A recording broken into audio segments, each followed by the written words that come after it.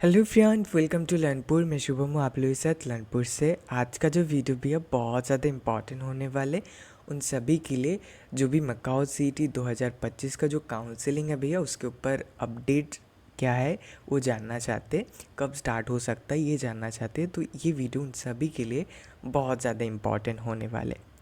बहुत कोई मुझे कमेंट कर रहे थे कि भैया काउंसलिंग कब स्टार्ट होगा, कब स्टार्ट होगा। बहुत कमेंट्स ऐसे मुझे देखने को मिले थे and I am really sorry कि मैं आप लोगों के कमेंट का रिप्लाई नहीं कर पाया।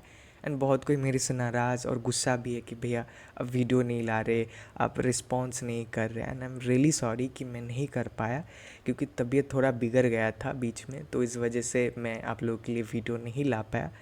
हालांकि सेंट्रलाइज पोर्टल जो था उसके ऊपर भी वीडियो बनाने का प्लान था और भी प्लान था, बट थोड़ा सा तबीयत बिगड़ने के कारण मैं वीडियो नहीं ला पाया। And I really can understand आप लोगों का फ्रस्ट्रेशन और एंगर और नाराज़गी कि अभी भी नहीं है। एक बहुत क्रूशल मोमेंट है ये आप लोगों के एडमिशन का, ठीक है। बहुत किसी को टेंशन भी हो रहा है, तो मैं समझ पा रहा हूँ आप लोगों का and I am really sorry, दिल से सॉरी कि मैं आप लोगों को वीडियो नहीं दे पाया, रिस्पॉन्स नहीं कर पाया। बट मैं कोशिश करूँगा आपसे कि जितना जल्दी हो पाए आप लोगों को अपडेट करने की वीडियो के थ्रू, ठीक है भैया। तो मैं वीडियो लेके चला है, तो आज हम लोग बात करेंगे कि काउंसलिंग कब से स्टार्ट हो सकता है भैया, ठीक है। तो इस वीडियो में हम लोग वो चीज़ थोड़ा सा बात करेंगे और भी ऐसे कुछ चीज़ें हैं जिसके ऊपर हम लोग बात करेंगे। एंड मैं रिक्वेस्ट करूँगा कि आप लोग ज़रूर आपका जो क्वायरीज़ और कंसर्न्स वगैरह है वो कमेंट में आप रख जाइएगा। इससे मेरे को बेहतरी होगा, ठीक है, कि आप लोगों के दिमाग में क्या चल रहा है, ठीक है, कैसे क्वेश्चंस चल रहे, उसके ऊपर मैं नेक्स्ट वीडियो बना दूंगा जितना जल्दी पॉसिबल हो पाए, ठीक है। तो ज़रूर आप लोग रख के जाइए आपका जो भी क्वायरीज़ वगैरह है।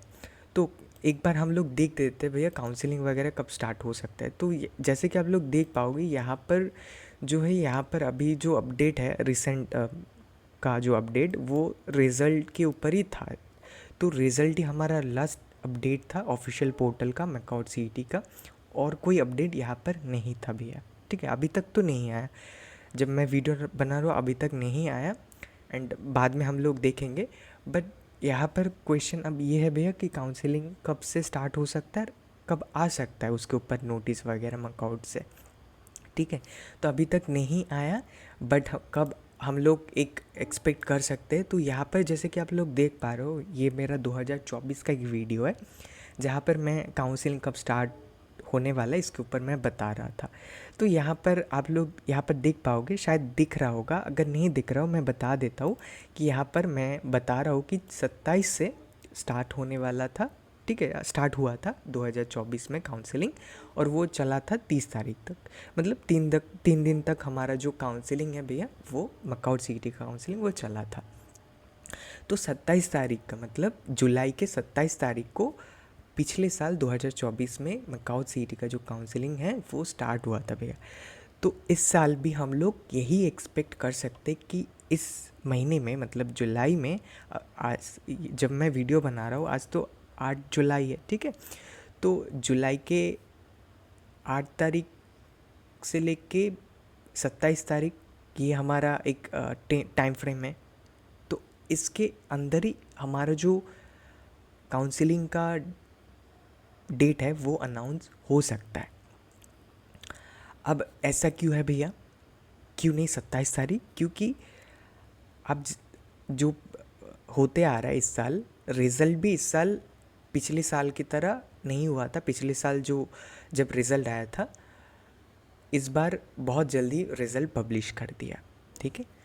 तो पिछले साल जब हुआ था वैसे ही इस साल नहीं हुआ, थोड़ा सा जल्दी रिज़ल्ट पब्लिश कर दिया। तो इसको देख के ये हम लोग बता सकते, मतलब ये सोच सकते कि ये 8 तारीख से लेके 27 तारीख के बीच में, मतलब मिड ऑफ जुलाई के आपका एक एक्सपेक्ट कर सकते हो कि आपका जो काउंसलिंग है भैया वो स्टार्ट हो सकता है। उसके रिगार्डिंग एक नोटिस मैकआउट की तरफ से आ सकता है, ठीक है भैया। तो आई होप ये क्लियर हो गया भैया कि कब आ सकता है काउंसलिंग का जो डेट है और कब हो सकता है। तो 27 तारीख 2024 में हुआ था, 27 जुलाई को हुआ था, ठीक है, start online counselling MAKAUT CET का। तो इस साल भी एंड ऑफ जुलाई में हो सकता है, मतलब इस महीने का एंड में हो सकता है, या फिर मिड ऑफ दिस मंथ हो सकता है आपका काउंसलिंग का जो प्रोसेस है वो स्टार्ट हो जाए, इसके ऊपर नोटिस आ जाए, ठीक है भैया। जब भी आ जाता है मैं टेलीग्राम चैनल, व्हाट्सएप चैनल पे आप लोगों को बता दूंगा, और एक छोटा सा वीडियो या फिर जैसी भी वीडियो हो, मैं जितना जल्दी हो पाए उसके रिगार्डिंग वीडियो बना के आप लोगों को नोटिफाई ज़रूर कर दूंगा, ठीक है भैया। तो आई होप ये चीज़ क्लियर हो चुका है। तो अब ये डाउट नहीं है कि भैया कब हो सकता है, ठीक है। आई होप आप लोगों को एक आइडिया मिल गया है कब स्टार्ट हो सकता है हमारा काउंसलिंग वगैरह। एंड इसके ऊपर भी एक ये क्वेश्चन बन सकता है बहुत किसी का कि भैया काउंसलिंग का जो आप बोल रहे हो कि मिड ऑफ जुलाई में हो सकता है या फिर एंड ऑफ जुलाई में हो सकता है, ठीक है, मतलब इस महीने का एंड में या फिर मिड में हो सकता है। तो भैया वो जो ओबीसी केस चल रहा है उसके ऊपर उसका कुछ इफ़ेक्ट इसमें पड़ सकता है। तो मैं आप लोगों को उसका एक दिखा देता हूँ, ठीक है, क्या चल रहा है अभी। तो एक आनंद बाज़ार पत्रिका का जो ये है हेडलाइन है, यहाँ पर मैं आप लोगों के साथ शेयर कर देता हूँ जिनको बंगाली नहीं आता है, कि यहाँ पर लिखा है कि কলেজ ভর্তির পোর্টালে আদালতের ওবিসি সংক্রান্ত निर्देश माना হচ্ছে না, ठीक है। सो इसका मतलब क्या है कि जो ओबीसी WBCA पोर्टल है एडमिशन का, कॉलेज का एडमिशन पोर्टल, उसमें हाई कोर्ट ने जो ऑर्डर पास किए ओबीसी को, ओबीसी सर्टिफिकेट को लेके, ठीक है, और उसका जो लिस्ट वेस्ट बंगाल गवर्नमेंट ने बनाया है, तो उसको लेके जो ऑर्डर पास किया गया है वो वेस्ट बंगाल गवर्नमेंट नहीं मान रहे। तो इसके ऊपर भी बहुत सारे केस तो चल ही रहे हैं, ठीक है।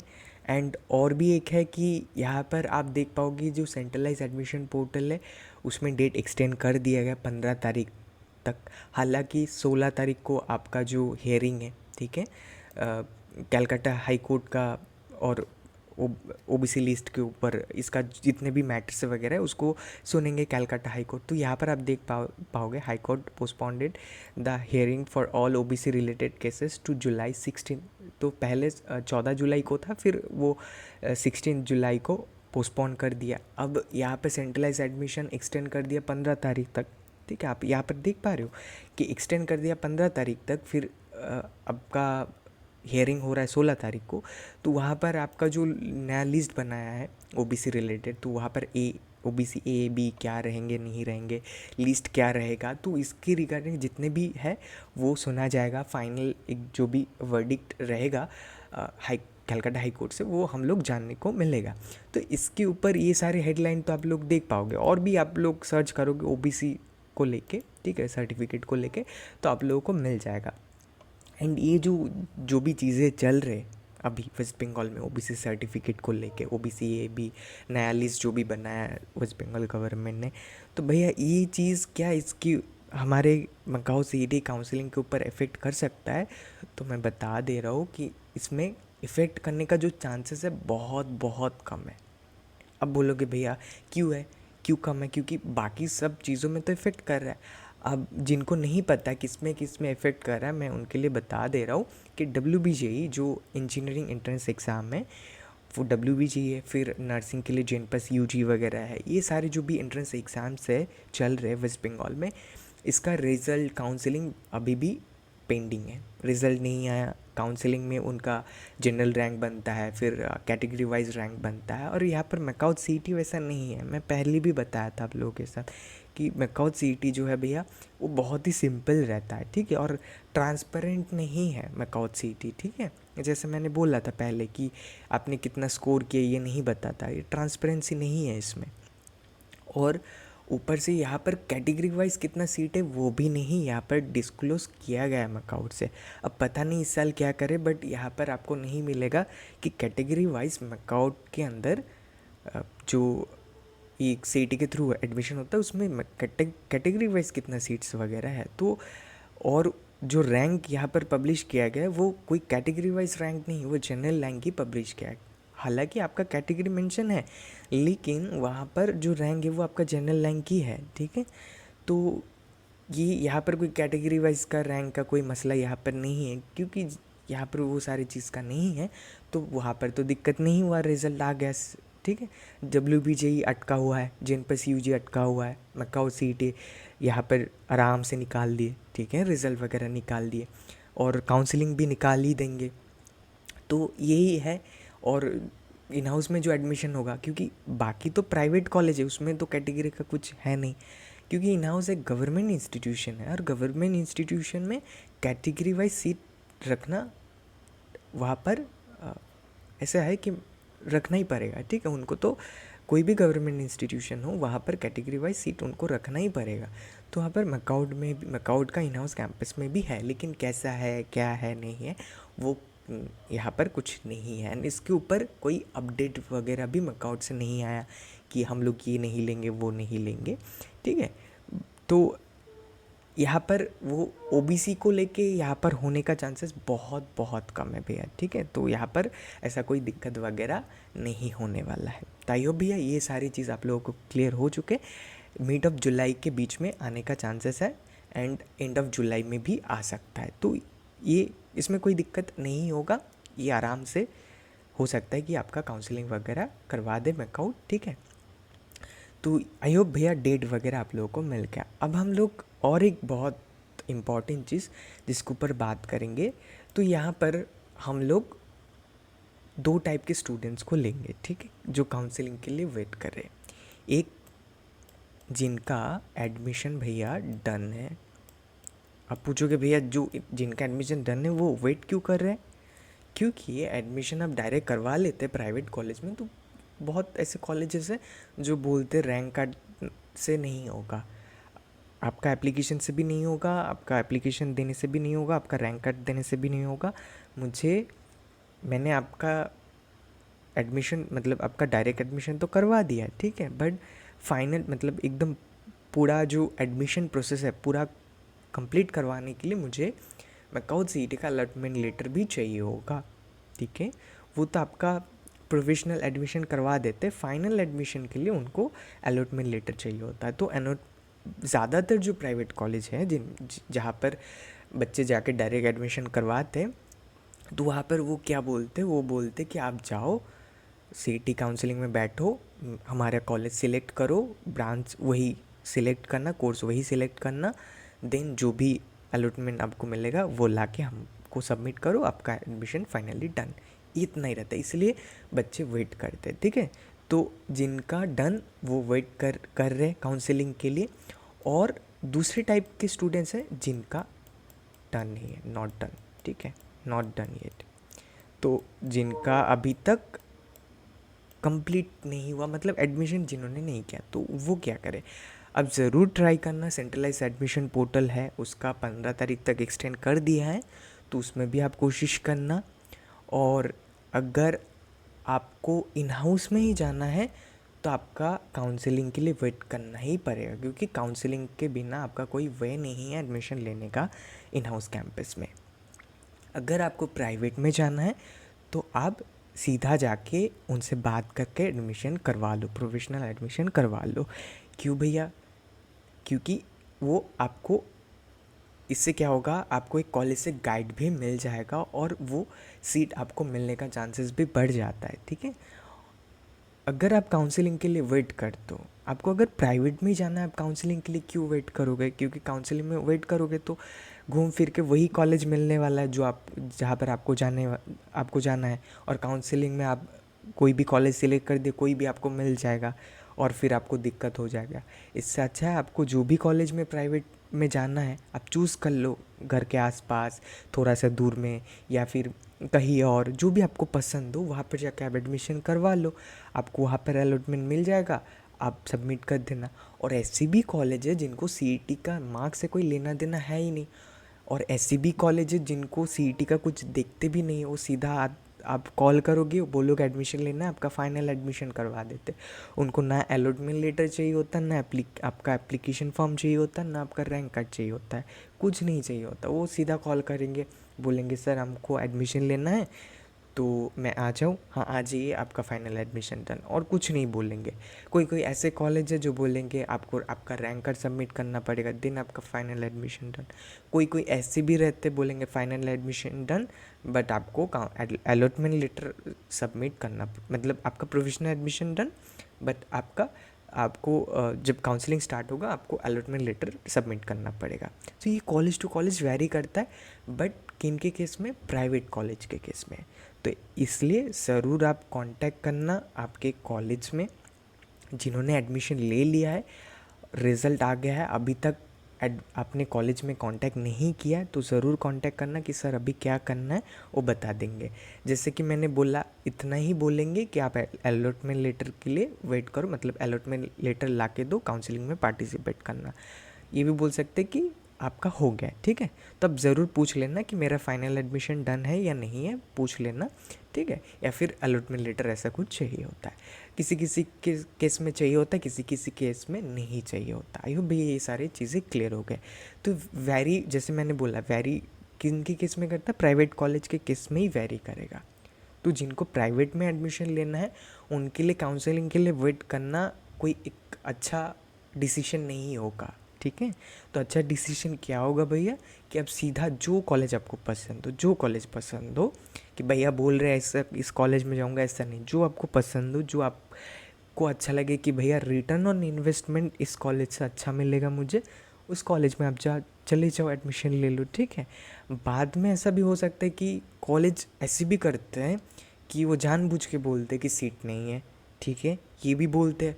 और कभी कभी ऐसा सच में होता है कि सीट नहीं रहता है, और बीसीए के बीबीए के केस में बहुत होता है, क्योंकि इसका इंजीनियरिंग के बाद अगर कोई कोर्स है टेक्निकल में तो बीसीए रहता है, ठीक है, प्रोफेशनल वाइज, ठीक है, प्रोफेशनल कोर्स है वो। तो बीसीए बीबीए सारी चीज़, होटल मैनेजमेंट, ये सारे कोर्सेज बहुत फेमस रहते हैं इंजीनियरिंग के बाद। तो इस वजह से क्या होता है, सीट बहुत जल्दी ये हो जाता है, पूरा भर जाता है। तो फिर कॉलेज के हाथ में भी नहीं होता है सीट, क्योंकि वो यूनिवर्सिटी एक पर्टिकुलर जो सीट रहता है कि वो वही सीट अप्रूव करते हैं, मतलब 60 सीट दिया हुआ है कॉलेज को तो वही उसी सीट में वो एडमिशन ले पाएंगे, ठीक है, मतलब उस उतना ही सीट में एडमिशन करवा पाएंगे, उससे ज़्यादा नहीं करवा पाते कॉलेज। प्राइवेट हुआ तो क्या हुआ, क्योंकि किसी किसी के मन में ये रहता है कि भैया प्राइवेट है तो इसका मतलब ये है कि वो तो 60 भी ले सकते, 70 भी ले सकते, 100 भी ले लेंगे, क्या है, ठीक है, पैसे से ही मतलब है। ऐसा नहीं, पैसे हैं लेकिन उनको एक थोड़ा सा जो भी यूनिवर्सिटी का नॉर्म्स है, रूल्स है, रेगुलेशन है, उनको फॉलो करना पड़ता है, ठीक है। अदरवाइज़ उनका वो एक्स्ट्रा बच्चों का रजिस्ट्रेशन वगैरह यूनिवर्सिटी नहीं करेंगे, हाथ खड़े कर लेंगे कि हम नहीं करेंगे, जितना अप्रूव किया उतने में ही करना है, हम करेंगे, उससे ज़्यादा नहीं करेंगे। तो फिर कॉलेज को सुनने को मिलेगा पेरेंट्स के तरफ से, बच्चों की तरफ से। इसलिए क्या है भैया कि प्राइवेट कॉलेज में जाना है तो अब सीधा कॉलेज में चले जाओ, जो पसंद तो जो पसंद अब ले लो, वेट मत करो काउंसलिंग के लिए, ठीक है भैया। और उनसे पूछ लो नेक्स्ट क्या करना है, वो आपको बता देंगे। काउंसलिंग के लिए वेट करना है तो वेट करो, ठीक है भैया, मैंने बता दिया कब मैं आ सकता है। अगर नहीं, उनको नहीं, उससे मतलब नहीं है, आपका फाइनल एडमिशन डन तो आपका एडमिशन डन, आपको और कुछ नहीं करना। बट जिनको इन हाउस चाहिए, जिनका एडमिशन नहीं हुआ है और वो ऐसा चाहते कि भैया मुझे जानना है तो इन हाउस में ही जाना है, तो उनके लिए काउंसलिंग के लिए वेट करना अच्छा डिसीजन होगा, क्योंकि आपको इन हाउस में ही चाहिए। बट उसके ऊपर रैंक भी मैटर करता है, तो मैं उसके ऊपर नेक्स्ट वीडियो लेके आऊँगा, उसके ऊपर हम लोग जल्दी और भी डिस्कशन करेंगे। बट एज ऑफ नाउ मैंने बता दिया कि कब काउंसलिंग हो सकता है और क्या क्या आपको अभी करने और क्या नहीं करने, ठीक है भैया। तो आई होप ये सारी चीज़ें क्लियर हो चुके। तो अगर आपको प्राइवेट में एडमिशन लेना है तो प्लीज़ प्लीज़ प्लीज़ वेट मत करना, चले जाओ एडमिशन ले लो। और इन हाउस में चाहिए तो आप वेट कर लो, क्योंकि इन हाउस का अभी तक नहीं आया, और इन हाउस में डायरेक्ट एडमिशन ऐसा नहीं होता है, क्योंकि वो एक गवर्नमेंट कैंपस है और गवर्नमेंट इंस्टीट्यूशन है, तो वहाँ पर ऐसा डायरेक्ट तो नहीं होता है। तो उसके लिए हम लोग को प्रॉपर फॉलो करना पड़ेगा। और जिनका प्राइवेट में होगा उनका एडमिशन, जैसे आप अलॉटमेंट लेटर दे देते हो तो फाइनल एडमिशन डन, और जो अगर आपको ऐसा कॉलेज मिल गया जिनको अलॉटमेंट लेटर रैंक कार्ड से कोई लेना देना नहीं है, तो आपका एडमिशन फाइनली डन हो गया और कुछ दिक्कत नहीं है। बट इन हाउस के केस में बहुत लंबा प्रोसेस रहता है, वो होते होते तो आपका मान लीजिए कि दिवाली दुर्गा पूजा ये तो आ ही जाएगा, ठीक है। ऐसा नहीं कि इस साल ऐसा है, ये हमें मतलब हर साल ऐसा ही हो जाता है कि का दुर्गा पूजा दिवाली आ ही जाता है, ठीक है। तो थोड़ा सा लंबा प्रोसेस चलता है इन हाउस के एडमिशन के केस में, बहुत सारी चीज़ें इन्वॉल्व रहते हैं। तो चैनल में सब कुछ लेके आऊँगा भैया, ठीक है। जब भी आप लोगों को ज़रूरत पड़ेगा, जितने भी वीडियो की ज़रूरत, आप ज़रूर कमेंट करना। एंड इन हाउस की कैसे क्या प्रोसेस रहेंगे, मैं सब के प्रोसेस में जितना सा भी हो गाइड करने की कोशिश करूँगा। थोड़ा सा छोटा भी हो बड़ा हो, जैसा भी वीडियो मैं बना के एटलीस्ट आपको इन्फॉर्म करने की कोशिश ज़रूर करूँगा, ठीक है भैया। तो आई होप सारी चीज़ें क्लियर हो गए होंगे। स्टिल अगर कहीं पे ऐसा लगता है कि भैया आपने मेरा डाउट क्लियर नहीं करा या इस वीडियो पे, तो ज़रूर आप वीडियो के कमेंट में आपका डाउट और जो भी क्वेरीज वगैरह हो आप प्लीज़ बताना। मैं जितना जल्दी हो पाए उसका रिप्लाई करने की कोशिश करूँगी, या फिर आपके डाउट्स के ऊपर मैं वीडियो बना के उसको एड्रेस करने की कोशिश ज़रूर करूँगा, ठीक है भैया। तो आज का वीडियो यहीं पे ख़त्म करते हैं, मिलते हैं नेक्स्ट वीडियो में किसी एक नए टॉपिक के साथ। तब तक के लिए बहुत अच्छा रहिए, बहुत अच्छा करते रहिए। बाय, टाटा, ठीक है।